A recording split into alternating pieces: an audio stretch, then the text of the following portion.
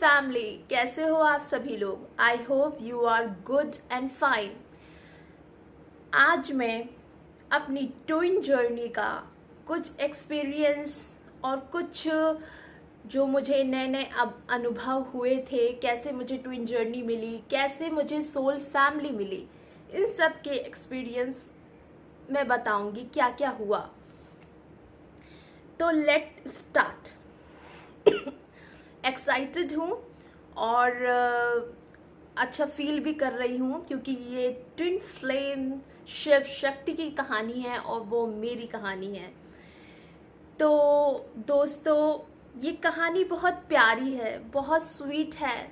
मैं इसका मेन चीज़ हाईलाइट करूँगी दोस्तों,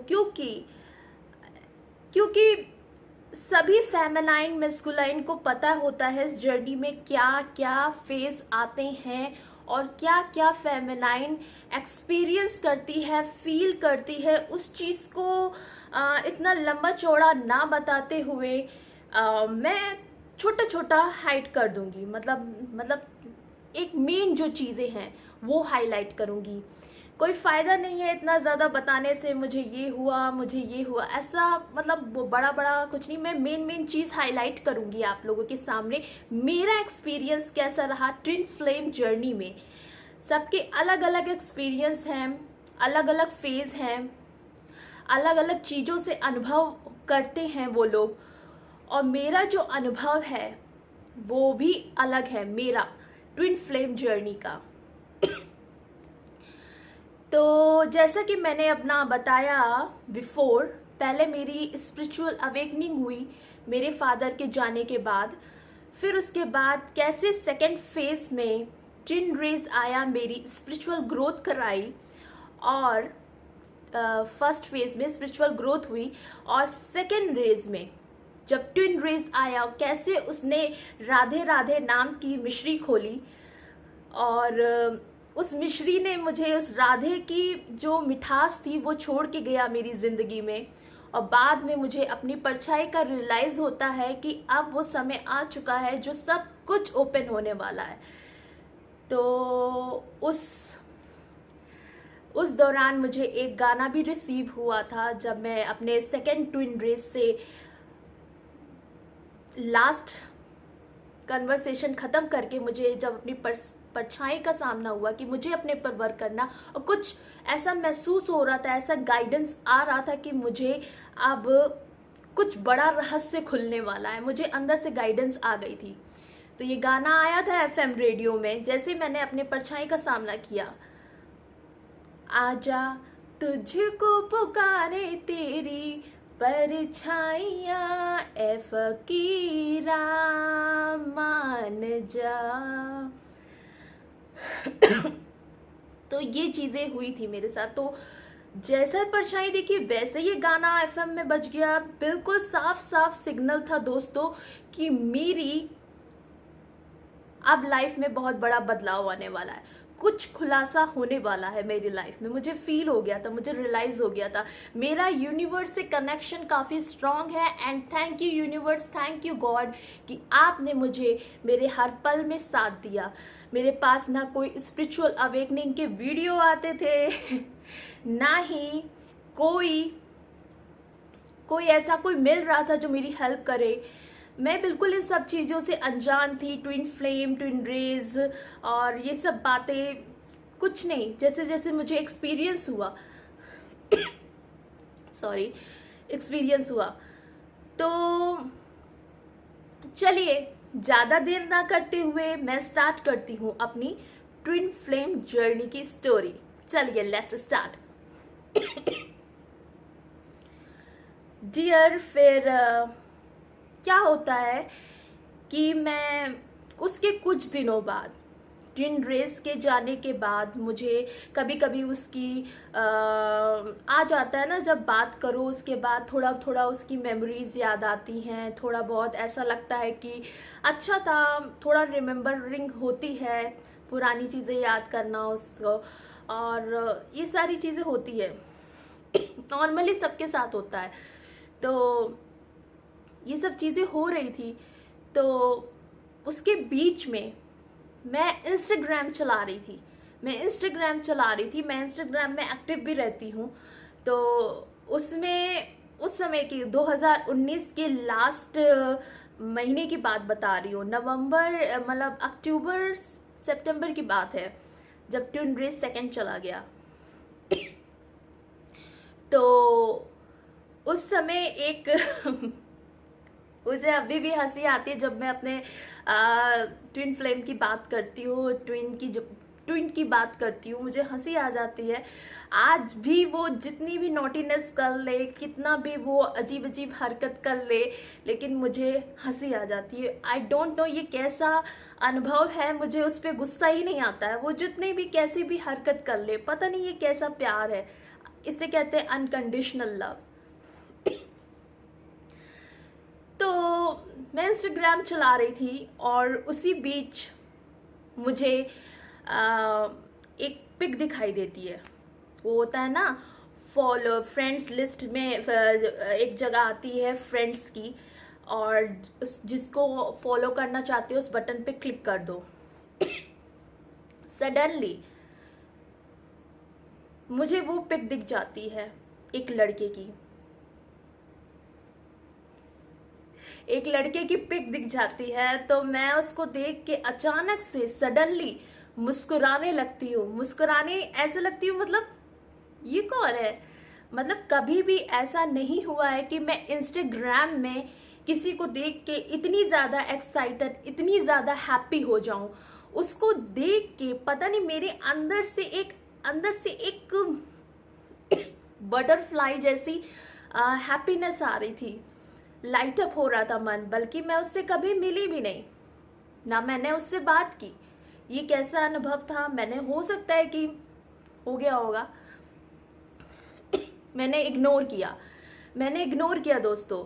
फिर उसके दूसरे दिन फिर मैं इंस्टाग्राम चला रही हूँ। फिर उसके बाद तुरंत फिर उसकी पिक आ जाती है। डेस्टिनी मिलवाना चाह रही थी और कुछ अलग ही अनुभव हो रहा था। फिर उसकी पिक, फिर मैं हंसने लगती हूँ दोस्तों। अब मैं कहूँ कि जब इसकी पिक आती है तब मैं हंसने लगती हूँ। ऐसा क्या हो जाता है कि मैं हंसने लगती हूँ, क्यों हो रहा है ऐसे। तो मैंने ज़्यादा कुछ ना सोचते हुए मैंने उसको कभी मैंने किसी भी लोगों को फॉलो नहीं किया है, कभी भी फॉलो नहीं किया इंस्टाग्राम में। लोगों की रिक्वेस्ट खुद आती है, मैं इतना दिलचस्पी नहीं लेती कि इसको फॉलो करूँ, इसको फॉलो करूँ। इसको मैंने एक अनजान शख्स को मैंने फॉलो कर दिया, बल्कि मैं जानती भी नहीं, बस इसलिए फॉलो किया। पता नहीं क्यों ऐसी एनर्जी आ रही है कि मैं इसको देख के मुस्कुरा रही हूँ, खिलखिला रही हूँ, और ऐसा लग रहा है अरे एकदम से, मतलब एक वंडर फीलिंग, पता नहीं। आप देख लीजिए मेरी मुस्कुराहट में, आप खुद महसूस करते हो कि ये कनेक्शन काफ़ी कलरफुल है, बहुत प्यारा कनेक्शन है। तो मैं दोस्तों उसको फॉलो कर दिया मैंने। फिर उसके बाद मैं भूल गई फॉलो करके उसको, मतलब रिक्वेस्ट भेज दी, मैं भूल गई। फिर उसके कुछ दिन बाद उसका इंस्टाग्राम में मैसेज आता है, हाय हेलो करके। हम लोगों की बात होती है, खूब अच्छी बात होती है, ये है वो है। मैंने कहा यार ये तो ये वही है जिससे मैंने उसको फॉलो किया है, और इसको देख के मैं मुस्कुरा उठी थी। ऐसा क्या था मुझे खुद नहीं समझ में आया। फिर उसके बाद दोस्तों फिर हम लोगों की बात होती है। फिर उसके बाद वो अपनी कुछ बातें बताता है, मैं अपना इंट्रो देती हूँ, वो अपना इंट्रो देता है।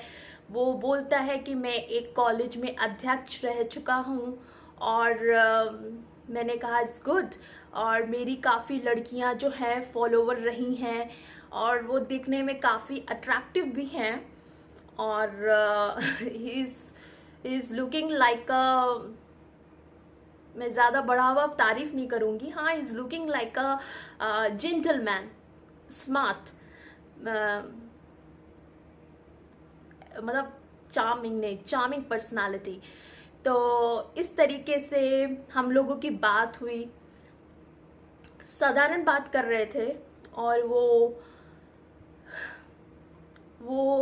पॉलिटिशियन हैं, और प्लस उनके जब वो कॉलेज साइड में था तो वो अध्यक्ष भी रह चुके हैं, जिससे बहुत सारी लड़कियां उनको देख के काफ़ी अट्रैक्शन फील करती थी, काफ़ी खिंचाव फील करती थी। वो सारी स्टोरी बताते थे, लेकिन मैं किसी को भाव नहीं देता था। हमने कहा अच्छा अच्छा, वो थे भी ऐसे तो क्यों ना कोई लड़की आए, लेकिन मेरे अंदर ऐसा कोई वो नहीं आया था दोस्तों। पहले मैं बॉन्ड कर दे रही हूँ, क्योंकि बस मैं बस इंसान की खूबसूरती आत्मा देखती हूँ। खूबसूरती इतना क्या, वो तो एक दिन ढल जानी है। लेकिन उनको देख के जब डेस्टिनी में ऐसा इंसान है, खूबसूरत भी है और अपना काउंटर पार्ट है, तो वो भगवान ही ने क्रिएट किया है, तो वो अट्रैक्शन हुआ मुझे। अट्रैक्शन का एक खिंचाव, एक अलग सा अनुभव हुआ, कभी ऐसा नहीं हुआ। इस अलग ही एक्सपीरियंस। तो उनसे मेरी बात हुई, तो बात हुई, काफ़ी अच्छा लगा। और फिर उसके बाद हम दोनों में नंबर एक्सचेंज हुआ, तो उनको बड़ा शॉक लगा कि इस लड़की ने बड़ी जल्दी नंबर दे दिया।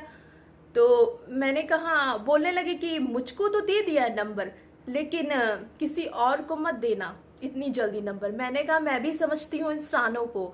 आपकी इंस्टाग्राम आईडी में फैमिली की भी फ़ोटो है, भाइयों की भी फ़ोटो है, और आप इतना फेमस भी हो, मतलब दिल्ली साइड में। तो मुझे कोई डर नहीं लग रहा, आप तो बिल्कुल फैमिलियर लग रहे हो, कोई चीज़ आपने हाइड करके रखी नहीं है, मुझे पूरा भरोसा है आप पे। तो कह रहे अच्छा। उसी के चक्कर में उसी के चक्कर में मैंने नंबर भी दे दिया, क्योंकि इतना ज़्यादा क्लियरिटी दिख रही थी उनकी इंस्टाग्राम आईडी में, तो मुझे कोई इतना डर भी नहीं था। मैंने दे दिया। नॉर्मल लग रहे थे, सिंपल लग रहा था, एक फैमिलियर जैसी फीलिंग आ रही थी। बताइए, बिना देखे, उनको देख के ही ऐसा अनुभव हुआ कि मैं तो उसे जानती हूँ, आई नो हिम, बस। और जो उसको देख के मुस्कुराने लगती थी, पता आज भी सेपरेशन का फेस चल रहा है, आज भी मुस्कुराती हूँ उनके बारे में सोच के। मुझे गुस्सा बिल्कुल नहीं आता है। हाँ, कभी कभी हो जाता है, आ जाता है, लेकिन फिर तुरंत मैं हंसने लगती हूँ। It's a magic in our relationship. तो ऐसे ही नंबर दे दिया मैंने, तो वो तुरंत तो मिला। उन्होंने कॉल किया नहीं, उन्होंने मैसेज किया व्हाट्सएप पे। तो मैंने बात की, नॉर्मल बात हो रही थी, हंसी मजाक नॉर्मल, और इस तरीके से हम लोगों की बात शुरू हुई। मेरी आदत है, मैं जल्दी जल्दी कॉल नहीं करती हूँ। तो वो मेरी कॉल का वेट कर रहे थे कि शायद ये अपनी तरफ से ये लड़की कॉल करे, मैं क्यों करूँ, क्योंकि उनके अंदर थोड़ा किंग वाली एटीट्यूड था। तो मैं नहीं करी, मैंने नहीं किया, बस मैंने नहीं किया। मैंने इतना वो इम्पोर्टेंस भी नहीं दिया। बस हाँ, देख के ये लग रहा था कि आई नो हिम, मैं जानती हूँ उसे। ऐसी फीलिंग आ रही थी, वंडर फीलिंग आ रही थी। तो मैंने ये किया काम। तो दोस्तों, इसी तरीके से बात आगे बढ़ी, और धीरे धीरे धीरे इनके व्हाट्सएप पे इनके मतलब मुझे व्हाट्सएप पे राजनीति टाइप की पिक्स देते थे, राजनीति पॉलिटिक्स टाइप से, क्योंकि पॉलिटिशियन थे तो कांग्रेस पार्टी में भी थे, तो वो लोग उसी से रिलेटेड जो है पिक्स देते थे, वो लोग उनके पार्टी वाले देते थे। तो वो मुझसे शेयर करते थे, आज ये हो रहा है, आज वो हो रहा है, और कुछ इनके तरफ से कुछ इलेक्शंस के बारे में कुछ चीज़ें यही सब शेयर करते थे। नॉर्मल चीज़ें शेयर करते, न्यूज़ में क्या हो रहा है, ये हो रहा है, दुनिया भर की समाजवादी वाली पार्टी, ये वो, इस तरीके से पॉलिटिक्स टाइप की चीज़ें मुझे शेयर करते थे। तो ये ऐसे शेयर करते थे, लेकिन फिर भी मेरे अंदर से इतना नहीं हुआ कि मैं इनको कॉल करूं। एक दिन क्या होता है, उसके 20-25 दिन बाद मुझे इनका जो है फिर मैसेज आता है। तो मैं ये सोच रही हूँ, बंदा कॉल क्यों नहीं कर रहा है, मेरे इंतज़ार में है क्या? और मैं कॉल करने से रही नहीं। मैं कॉल क्यों करूँ, मैं क्यों करूँ कॉल? उनका भी तो इंटरेस्ट आना चाहिए। मैं इतनी एक्साइटेड नहीं हूँ कि मैं तुरंत कॉल कर दूँ। हाँ, बस खुशी थी कि he is now my friend. तो इसने जो है मुझे, मैंने कहा कि आपसे इतने दिनों से मैं नंबर व्हाट्सएप पे हूँ, लेकिन आप आज तक आपने मुझसे कॉल पे बात नहीं की। आप कितने अलग टाइप के हो, कितने सिंपल टाइप के हो, कितने डिसेंट हो, मतलब इस तरीके से मैंने बोला। आज तक आपने ऐसा कुछ भी नहीं किया कि जिससे मुझे इरिटेशन हो, मतलब कभी भी कॉल वॉल कुछ नहीं। मैं सही निकली कि मैंने सही इंसान को नंबर दिया कि हाँ, मैं ऐसे ही हूँ, सिंपल हूँ, क्वाइट हूँ और ऐसे ही हूँ। तब दोस्तों मैं थोड़ा ठहर गई। फिर उन्होंने कहा चलो बात करते हैं। तो मैंने कहा बात करते हैं। तो उन्होंने कहा कि इतना चौंक क्यों रही हो, बात इतने बजे लेट हो गया है, तुम्हें लग रहा है इतनी लेट को बात नहीं कर सकते क्या? मैंने कहा लेट की बात नहीं है, लेकिन हाँ अच्छा नहीं लग, फिर बाद में कल बात करेंगे, थोड़ा लेट तो हो गया है, क्यों नहीं बात कर सकते, आराम से हम लोग बात कर सकते हैं। तो मैंने कहा ठीक है, बात करते हैं। तो चलो मिलाओ। उन्होंने कहा मिलाओ, ये होता है थोड़ा डीएम का एटीट्यूड। मैंने कहा अच्छा। फिर उसके बाद मैं थोड़ा ठहर गई कि मिला रही हूँ कि नहीं। तो मैंने कहा करके मैंने ऐसे किया।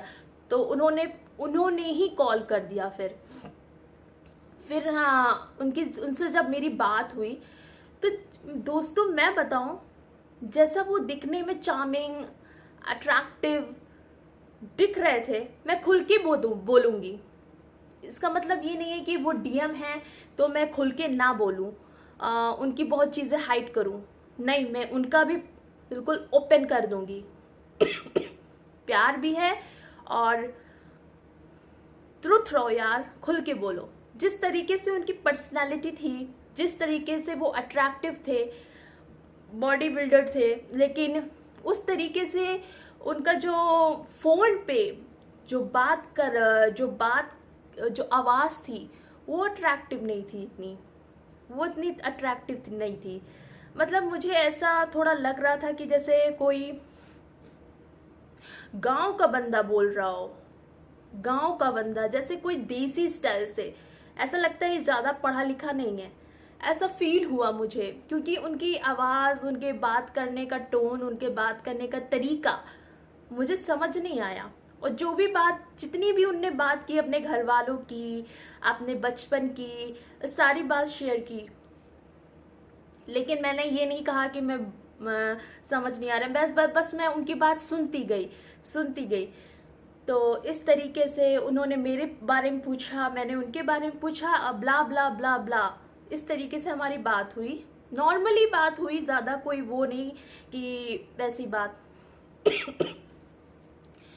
तो ऐसे ऐसे मैं आपको बताऊं, मैं कभी कभी उनसे फर्स्ट कॉल पे बात तो कर रहे थे, वो मुझे सारी बातें अपनी बता रहे थे कि ये है वो है, मैं पॉलिटिशियन में रह चुका हूँ, मैं पॉलिटिशियन हूँ, मैं अध्यक्ष रह चुका हूँ, ऐसे ऐसे बात उनने बताई। मैंने कहा ठीक है, अब मुझे नींद आ रही है। तो क्या बोर हो रही हो क्या?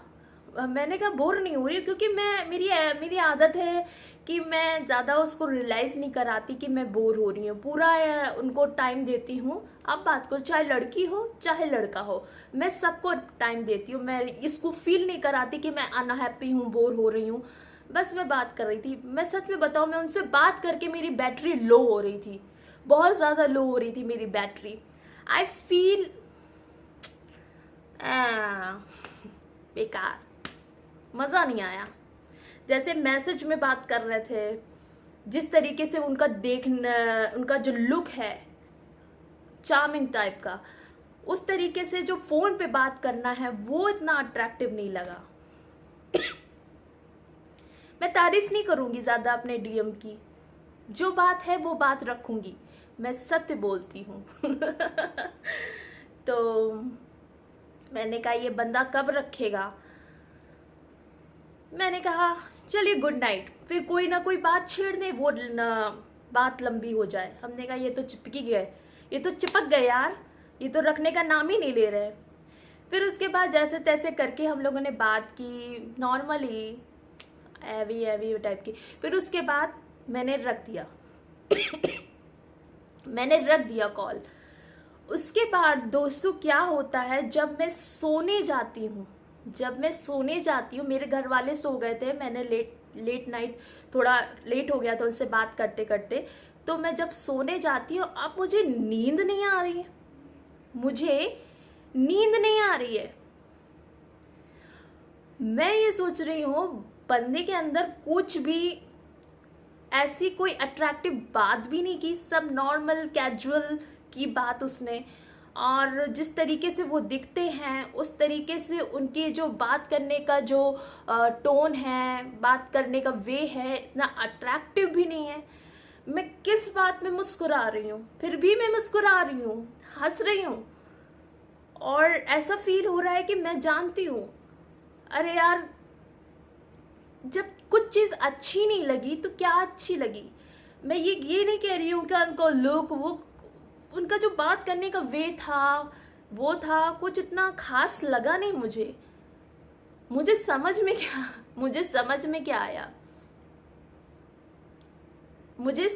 क्या आया, इससे अच्छे भले तो जो पहले के जो फ्रेंड्स रहे हैं मेल में, और जो ट्विन रेस दोनों रहे हैं, फर्स्ट फेज के सेकंड फेज के, वो फिर भी अट्रैक्टिव बातें करते थे। अट्रैक्टिव मतलब ऐसे ही बोलती थी कि हाँ कुछ बात है इन दोनों में। लेकिन इस बंदे पे जो डीएम था, ये मुझे इतना अट्रैक्ट नहीं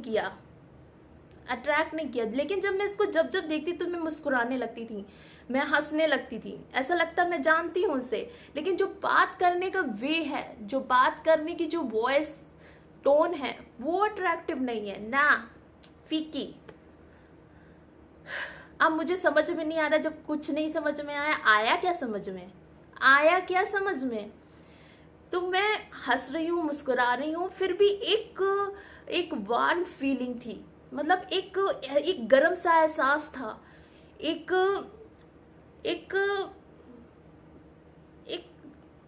मैं कैसे एक्सप्लेन करूं। जो ट्विन फ्लेम्स हैं, जो शिव शक्ति के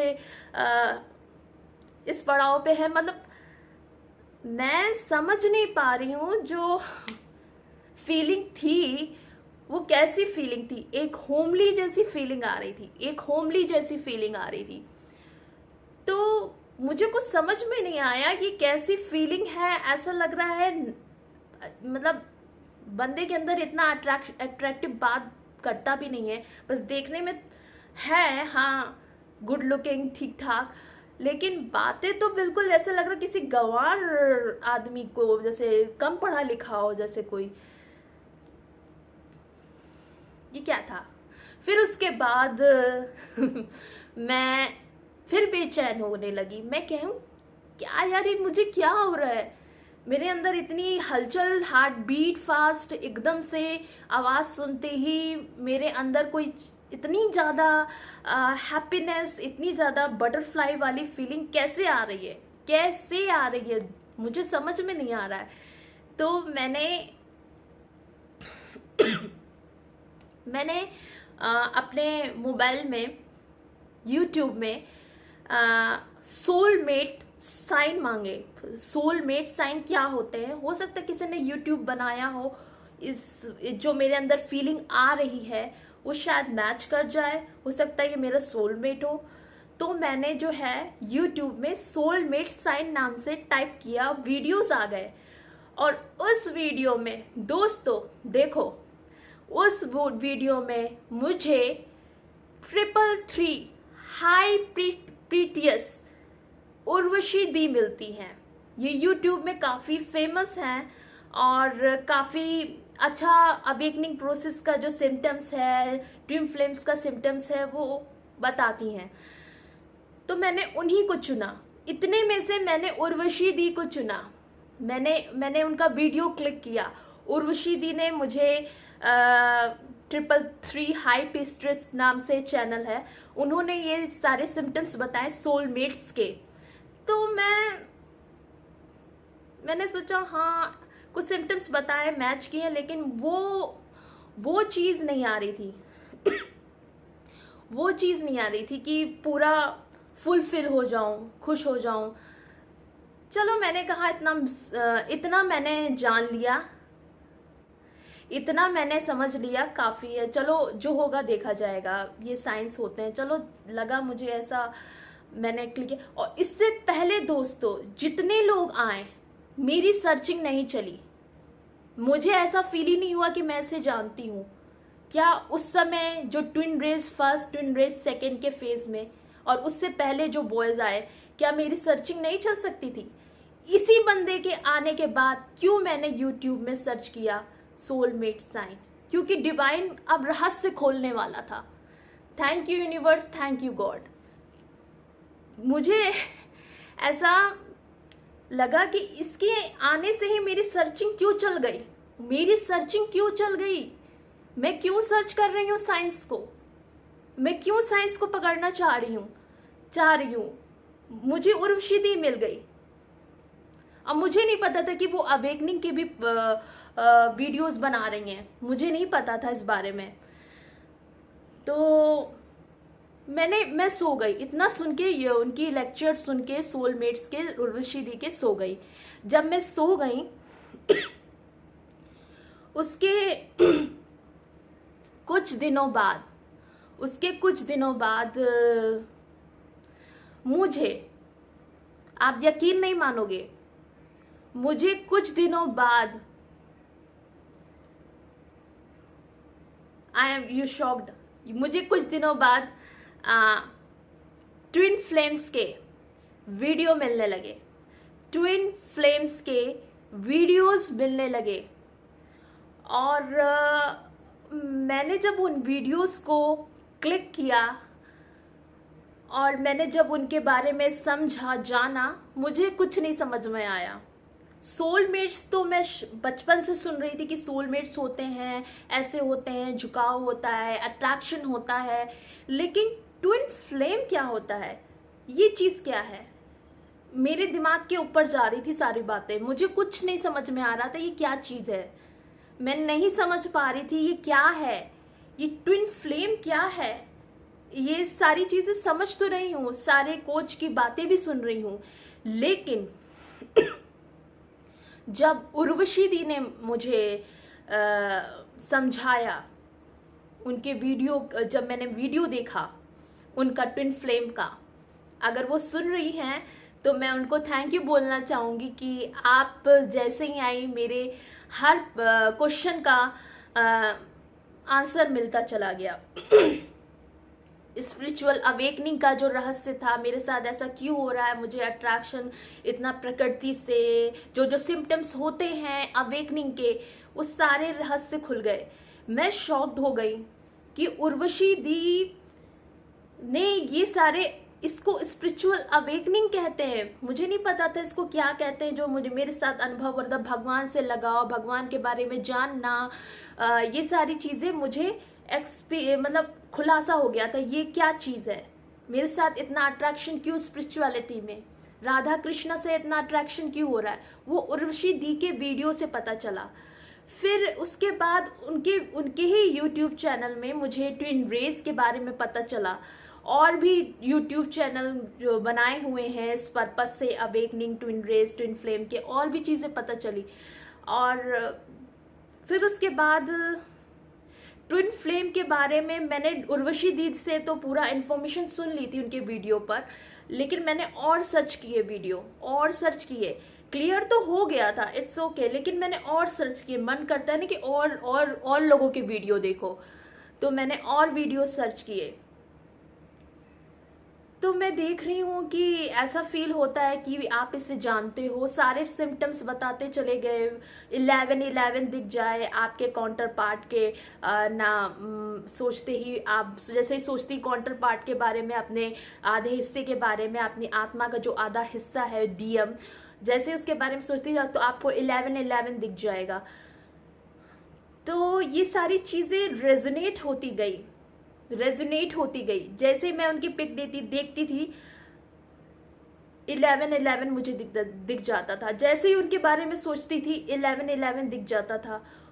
और जैसे मैंने कहा, मैं उनको जैसे जानती हूँ, और वही चीज़ सिम्टम्स उसी ट्विन फ्लेम के वीडियो में मुझे पता चला। और मैं जानना चाह रही थी, मेरी दिलचस्पी बढ़ गई, मैं और जानना चाह रही थी, और मैं ये रियलाइज़ कर रही थी कि यार जैसे ही ये मेरी लाइफ में आए हैं डीएम, वैसे ही मेरे सारे क्वेश्चन के आंसर मिल गए, सारे रहस्य का पर्दा खुल गया, मिस्ट्री ओपन, फुली ओपन। जैसे ये मेरे डीएम उर्वशी दी को साथ लेके आए थे, जाओ इनको बता दो कि हम दोनों का कनेक्शन कैसा है। और बल्कि मैंने अपने डीएम को नहीं देखा है, बस फ़ोन पे बात की है, उनकी पिक्स देखी है, उनके वीडियोस देखे हैं, उनके सारी चीज़ें मैंने फैमिली देख रखी है, लेकिन आमने सामने से नहीं देखा है।